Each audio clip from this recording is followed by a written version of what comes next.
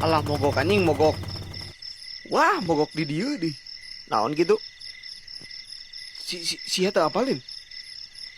Mun mogok di dieu bakal dituturkeun Kunti anjing ka imah. Oh gawe sih manuturkeun jelema. Saha nu nuturkeun anjing? Ieu dengekeun. Secara logikanya aing teu boga suku. Boro-boro ek leumpang nuturkeun jelema. Hayang ngising ge senagog aing. Mun bisa protes mah mung da aing teh mung jadi Kunti teh. Mending jadi jin oreh sawah he aing. Udah kumaha geus takdir atuh.